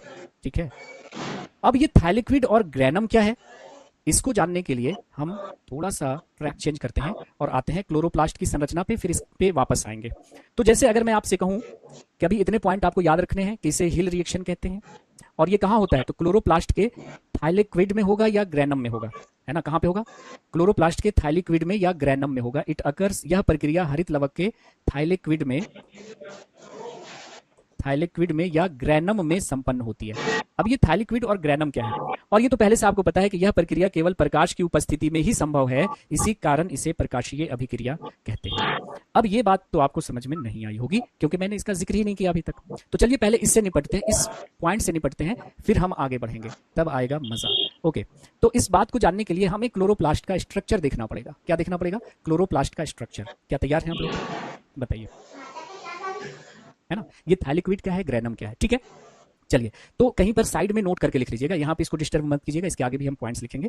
तो अगर हम आपसे ये पूछें कि भाई बताओ क्लोरोप्लास्ट का स्ट्रक्चर कैसा होगा, तो हम लोग देखने जा रहे हैं structure of a chloroplast. Structure of a chloroplast, हरित लवक की संरचना। ध्यान से सुनिए, हरित लवक की संरचना। जैसा कि आपने अभी पढ़ा कुछ देर पहले, ये मान लिया कि कोई पौधा है और पौधों से लगी हुई एक पत्ती है। पत्तियां किसकी बनी होती हैं? तो सेल की बनी होती है। ये क्या है? सेल है। हमारा शरीर या पौधों का शरीर कोशिकाओं से मिलकर बना होता है। तो ये है एक सेल, पत्तियों में मौजूद कोशिका है ये। आपने देखा था कि इस कोशिका को आपने जूम किया था तो देखा था कि प्लांट सेल कुछ ऐसा दिखता है जी। प्लांट सेल कैसा दिख रहा है? कुछ ऐसा दिख रहा है। और प्लांट सेल में बहुत सारी चीजें थी, जैसे प्लांट सेल में केंद्रक था, लेकिन प्लांट सेल में इस तरह की एक संरचना थी जिसका नाम क्या था? तो आपने कहा सर क्लोरोप्लास्ट। इसका नाम क्या है? क्लोरोप्लास्ट, हरित लवक। फिर एक बार समझिए, हरित लवक। तो ये पौधा है, पौधे की पत्ती है, पत्तियां किससे मिलकर बनी हुई है? कोशिका से मिलकर बनी हुई है। एक कोशिका को निकाल कर देखा तो इस कोशिका में क्लोरोप्लास्ट है और इसी में प्रकाश संश्लेषण की क्रिया हो रही है ना? इसलिए क्लोरोप्लास्ट को हम क्या कह रहे थे? Kitchen of the cell. अब इस क्लोरोप्लास्ट को अगर हम जूम करें, ये छोटा सा दिख रहा है ना, तो अगर हम इस क्लोरोप्लास्ट को जूम करेंगे तो देखेंगे कि भाई साहब ये जो क्लोरोप्लास्ट है ना, इतना छोटा जो दिख रहा है, ये डबल मेम्ब्रेन से घिरी हुई एक संरचना है, दोहरी झिल्ली से घिरी हुई संरचना है। ठीक है, तो इस क्लोरोप्लास्ट को जब हमने जूम करके देखा, बड़ा करके देखा, तो देखा कि क्लोरोप्लास्ट एक दोहरी झिल्ली से घिरी हुई संरचना है। तो जो बाहर वाली झिल्ली है, बाहर वाली जो झिल्ली है उसको हम कहते हैं आउटर मेम्ब्रेन। क्या बोलेंगे? आउटर मेम्ब्रेन, बाह्य झिल्ली। और उसके नीचे जो झिल्ली है वो क्या कहलाएगी? Inner membrane. इनर मेम्ब्रेन, आंतरिक झिल्ली, हिंदी में क्या लिखेंगे, आंतरिक झिल्ली। तो हमने देखा इसको बड़ा करके, हरित लवक को बड़ा करके देखा, जूम करके देखा, तो ये दो मेम्ब्रेन से घिरा हुआ है, बाहरी झिल्ली, आंतरिक झिल्ली, और इसके नीचे एक खाली स्थान है जिसमें एक जेली जैसा द्रव भरा होता है ना? ये क्या है, जेली जैसा द्रव भरा होता है, और इस द्रव के अंदर आप देखिएगा तो डिस्क लाइक स्ट्रक्चर्स होती है। इन डिस्क लाइक स्ट्रक्चर्स को कहा जाता है, इन डिस्क लाइक स्ट्रक्चर्स को कहा जाता है थाइलेक्विड। क्या बोला जाता है, थाइलेक्विड। क्या कहा जाता है, तो ये जो सिक्के जैसी संरचना है ना, डिस्क लाइक स्ट्रक्चर, सिक्के जैसी संरचना को कहा जाता है थाइलेक्विड। अब देखिए, आप बच्चों को ढेर सारे सिक्के अगर दे दीजिए तो एक के ऊपर एक, एक के ऊपर एक रख के सिक्कों को खेलना शुरू कर देगा। तो इस तरह से जो सिक्कों का जो समूह यहाँ पे बन गया है ना, ये ढेर सारे थाइलेक्विड एक के ऊपर एक रखे हुए हैं, तो इसको बोलते हैं ग्रैनम। क्या बोलेंगे, ग्रैनम। थाइलेक्विड के बंच को क्या बोलेंगे, ग्रैनम। क्या कहते हैं, ग्रैनम। ग्रैनम क्या है, सिक्कों का समूह, थाइलेक्विड के बंच। इस तरह से ढेर सारे थाइलेक्विड के बंच मिलेंगे आपको ऐसे। ये थाइलेक्विड, थाइलेक्विड, थाइलेक्विड, थाइलेक्विड, और ये आपस में एक दूसरे से जुड़े भी होते हैं ऐसे। तो समझ में आ गया कि ये जो इनर मेम्ब्रेन है उसमें जो जगह बनी हुई है, इसमें फ्लूइड भरा होता है, तरल भरा होता है, और इसमें सिक्के जैसी संरचना होती है। एक सिक्के जैसी संरचना को थाइलेक्विड कहते हैं, और थाइलेक्विड के समूह को ग्रैनम कहते हैं, और ढेर सारे ग्रैनम को एक साथ क्या बोलेंगे, ग्रैना। क्या बोलेंगे, ग्रैना। ग्रैना क्या हो गया, प्लूरल हो गया। तो कभी लिखा रहेगा ग्रैनम, कभी लिखा रहेगा ग्रैना, तो बच्चे हो जाते हैं कंफ्यूज्ड। एक बंच को हम क्या बोलेंगे, ग्रैनम, सब को क्या बोलेंगे, ग्रैना। ओके, और ये जो जगह बची हुई है, अंदर जो जगह है जिसके अंदर ये थाइलेक्विड पड़ा हुआ है, इसको बोलते हैं स्ट्रोमा। क्या बोलते हैं, स्ट्रोमा कहते हैं। क्या कहते हैं गाइस, स्ट्रोमा बोलेंगे इसको, STROMA, स्ट्रोमा, या शुद्ध हिंदी में इसे कहते हैं पीठिका। क्या बोलते हैं, पीठिका। अब देखिए, हमने क्या बोला आपसे कि प्रकाश संश्लेषण की क्रिया दो चरणों में संपन्न होती है। एक होता है लाइट रिएक्शन और दूसरा होता है डार्क रिएक्शन।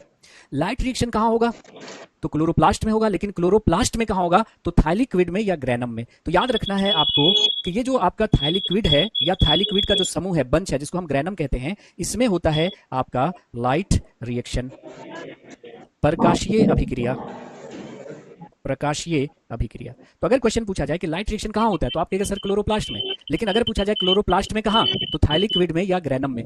वहीं पर अगर ये सवाल कर दिया जाता है कि डार्क रिएक्शन कहां होता है ना, अगर पूछा जाए कि डार्क रिएक्शन कहां होता है, तो उत्तर हो जाएगा आपका स्ट्रोमा में। स्ट्रोमा में क्या होता है आपका, डार्क रिएक्शन होता है, अप्रकाशीय अभिक्रिया होती है। तो ये थोड़ा कॉन्सेप्ट वाला चीज हो गया, इसको आपको याद करना पड़ेगा। किसी को कोई डाउट है इस स्लाइड में, कोई प्रॉब्लम है तो बता दीजिए। यही पड़े थे कपड़ों के बीच में। देवेंद्र पूछ रहे हैं कि सर हिंदी मीडियम क्लास है? नहीं जी, बाइलिंगुअल क्लास है, हिंदी इंग्लिश दोनों चलती है। दिख नहीं रहे, सारा कुछ दोनों में लिखा हुआ है, कहीं पर सिर्फ इंग्लिश या सिर्फ हिंदी आपको दिख रही है? बाइलिंगुअल क्लास चलेगी भाई। तो ये जो है हम 11th लेवल पे हैं, तो ये ऐसा होता है, ये स्ट्रक्चर है भाई, है ना, क्लोरोप्लास्ट ऐसा होता है। तो आपको याद कर लेना है कि भाई साहब, जो लाइट रिएक्शन होता है वो कहाँ होता है, थाइलेक्विड में या ग्रैनम में। थाइलेक्विड क्या है, तो इसके अंदर ये बाहरी झिल्ली है, ये आंतरिक झिल्ली है, इसके नीचे ये जो सिक्के जैसी संरचना है उसको क्या बोलते हैं, थाइलेक्विड, और थाइलेक्विड के समूह को क्या बोलते हैं, ग्रैनम। जैसे एक सिक्का को आप क्या कर लो, थाइलेक्विड कह लो, और ढेर सारे सिक्के को एक साथ जमा कर लो, तो सिक्कों के बंच को हम क्या बोलेंगे, ग्रैनम कहेंगे। और ये जो खाली जगह बची हुई है जिसके अंदर ये सब पड़ा हुआ है, इसको बोलते हैं स्ट्रोमा। तो प्रकाश संश्लेषण की जो क्रिया है लाइट रिएक्शन, वो होती है कहां पर, थाइलेक्विड में, और डार्क रिएक्शन होती है स्ट्रोमा में। तो जिन बच्चों ने बीच से एंट्री मारी होगी या कल वाली क्लास नहीं देखी होगी, उनको समझ में नहीं आएगा। मेरी क्लास की खास बात है कि आपने अगर बीच से एंट्री मारी होगी या पिछला क्लास आपने नहीं देखा होगा, तो उसको जीरो समझ में आएगा। तो आपसे मैं गुजारिश करना चाहता हूं कि जो लोग नए, जिन लोगों ने ज्वाइन किया है, तो वो इंट्रोडक्शन वाली क्लास आप लोग देख लीजिए। दूसरी बात क्या है कि जैसे मान लिया कि लोगों की मजबूरियां होती हैं कि आपने कल वाला मान लिया क्लास नहीं देखा, किसी वजह से काम में उलझे रह गए, तबियत खराब हो गई, बहुत कुछ हो सकता है। तो आप क्या करना है कि अगली क्लास में आने से पहले किसी तरह से आप पिछला क्लास देख लीजिएगा, क्योंकि हमारी सारी क्लासेस एक दूसरे से क्या होंगी, लिंक्ड होंगी बायोलॉजी की। ठीक है, हाँ, ऐसे ही नोट्स बनाइए। पीडीएफ नहीं मिला है कल का, ठीक है, ठीक है, उसको अपलोड करवाते हैं। ठीक है, नहीं, फिजिक्स हमारे अंकुर वशिष्ठ सर पढ़ाएंगे, केमिस्ट्री और बायोलॉजी में पढ़ाएंगे। ठीक है, तो ये हो गया अभी किसकी, लाइट रिएक्शन की बात। तो हम लोगों ने लाइट रिएक्शन में क्या क्या बोला, पहले उसको समझ लीजिए, फिर डार्क रिएक्शन पे चलेंगे। तो हमने लाइट रिएक्शन में क्या बोला अभी, कि लाइट रिएक्शन जो होता है वो दिन के समय होता है। फिर से देखिए, वापस लाइट रिएक्शन होता है दिन के समय। लाइट रिएक्शन में लाइट डायरेक्ट यूज होता है। अगर पूछा जाए कि लाइट रिएक्शन कहाँ होता है, तो क्या कहेगा, क्लोरोप्लास्ट में होता है। लेकिन अगर जिद पे अड़ जाए कि भाई क्लोरोप्लास्ट में कहाँ तो उत्तर क्या होगा? क्लोरोप्लास्ट के थाइलिक्विड में या ग्रेनम में। थाइलिक्विड क्या था या ग्रेनम क्या था? तो ये देखिए, ये क्लोरोप्लास्ट था, ये क्लोरोप्लास्ट था, ठीक है। और इसके अंदर ये जो सिक्के जैसी संरचना थी, इसको क्या बोल रहे थे? थाइलिक्विड। और थाइलिक्विड के समूह को क्या कह रहे थे? ग्रेनम। थाइलिक्विड के समूह को क्या कह रहे थे? ग्रेनम, ठीक है। इसका नाम लाइट रिएक्शन क्यों पड़ा? क्योंकि ये लाइट के प्रेजेंस में होता है। इसे और क्या कहते हैं? हिल रिएक्शन कहते हैं। क्या कहते हैं? हिल रिएक्शन कहते हैं। इतनी बात याद हो गई। अब चलिए उस पे, अब आपको चलना है रिएक्शन पे, ठीक है। ये हमने रिएक्शन दिखाया था कि लाइट रिएक्शन में क्या हो रहा है और डार्क रिएक्शन में क्या हो रहा है। तो इसको लिंक करके अगली क्लास में हम लोग देखेंगे, क्योंकि अभी वक्त नहीं है। तो फिर से हम यहीं से स्टार्ट करेंगे, पिछली क्लास, अगली क्लास को यहीं से स्टार्ट करेंगे, और दोनों को जब हम एक साथ देखेंगे ना, तो आपको समझ में आ जाएगा, क्योंकि अभी अधूरा रह गया है वक्त की कमी की वजह से। तो अब आप अपना क्वेश्चन पूछ लीजिए। हाँ, क्लोरोप्लास्ट और क्लोरोफिल में हम डिफरेंस कल बताएंगे। वक्त खत्म हो गया। ये क्लोरोप्लास्ट क्या है और क्लोरोफिल क्या है, पिगमेंट्स क्या है। स्ट्रोमा में लिक्विड भरा हुआ है, जो खाली स्थान है ना, उसको स्ट्रोमा कहते हैं, और स्ट्रोमा में जेली लाइक फ्लूइड भरा होता है, जिसको मैट्रिक्स कहते हैं। प्रैक्टिस हम यूट्यूब पे, अपने यूट्यूब चैनल पे करवाएंगे, ठीक है। और किसी का कोई डाउट है तो पूछिए।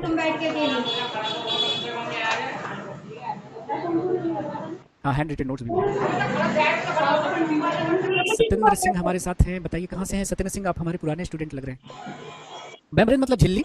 मेम्ब्रेन मतलब क्या होता है? झिल्ली, है ना।